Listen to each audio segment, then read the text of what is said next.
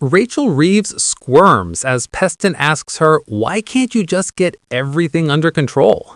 Imagine unveiling a £45 billion infrastructure project meant to transform Northern England, only to spend the entire interview squirming and stumbling over your words because the journalist won't let you escape questions about why your government can't stop U-turning on literally everything.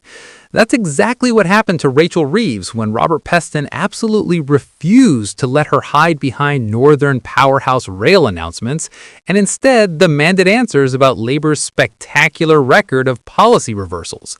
13 major U-turns in 18 months. Digital ID cards announced with great fanfare, then quietly watered down. Business rates reformed, then immediately softened because pubs are screaming.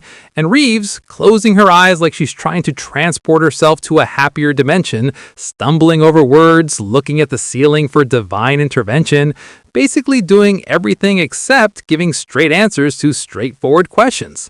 So let's dive into this beautiful car crash of an interview. Examine whether there's any substance behind Labour's latest infrastructure announcement, and explore why even when this government tries to do something positive, they can't escape the stench of incompetence and constant backtracking that's defined their time in office. The setup is genuinely perfect from a political theater perspective.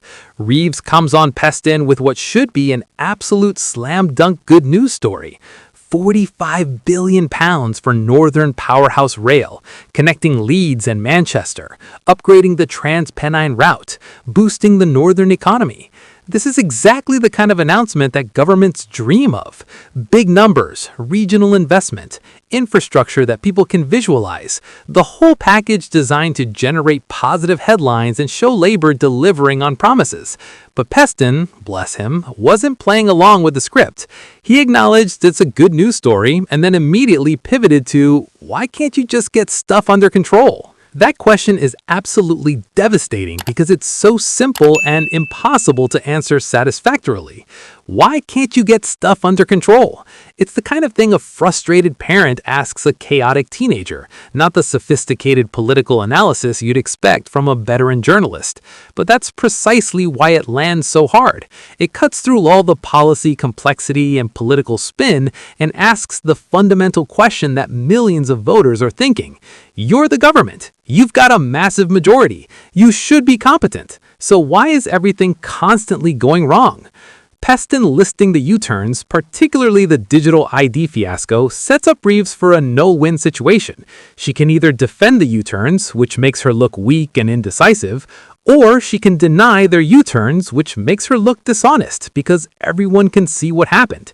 She tries to thread the needle by claiming the digital ID thing has been overwritten, which is politicians speak for the media's making a bigger deal of this than it deserves. But that doesn't work when the Prime Minister himself stood at a lectern and specifically announced mandatory digital ID cards as crucial policy. Reeves' response about being agnostic, whether people use e-passports or e-visas versus specific digital ID, it's classic retrospective reframing. The policy was announced as mandatory digital ID cards. That's what Starmer said. That's what ministers defended. Now that it's unpopular, suddenly they're claiming they were always flexible about the specific mechanism. It's gaslighting, trying to pretend the original announcement meant something different from what everyone heard. And it's transparent enough that even casual viewers can see through it. Her closing her eyes for a second before answering is such a telling detail because it reveals the strain she's under. Politicians are trained to maintain composure, to never let them see you sweat. When you're literally closing your eyes on camera before answering a tough question, you've lost control of the situation. It's a physical manifestation of wanting to escape, wanting this conversation to be over, wanting to be anywhere except in front of a camera explaining your government's failures. The voice cracking slightly compounds the impression of someone under enormous pressure who's barely holding it together. This isn't the confident chancellor of the exchequer commanding the economy and brushing aside criticism. This is someone visibly struggling to defend the indefensible, caught between loyalty to her prime minister and the uncomfortable reality that their government keeps screwing up.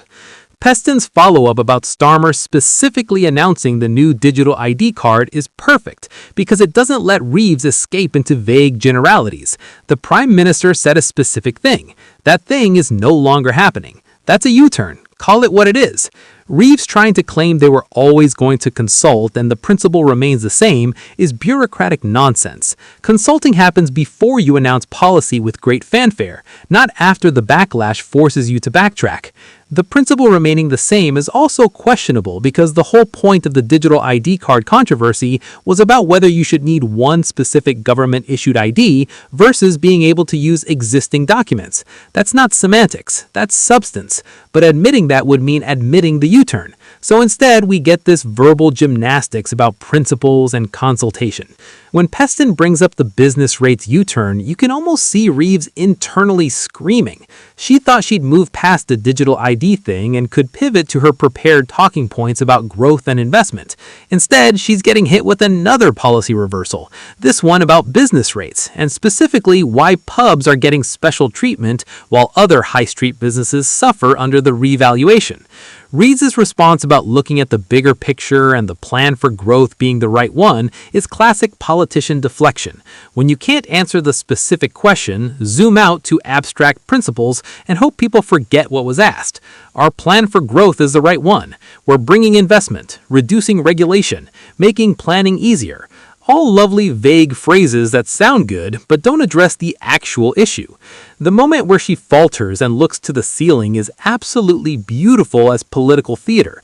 She's clearly trying to remember her talking points, trying to think of what comes next in the prepared script her advisors gave her.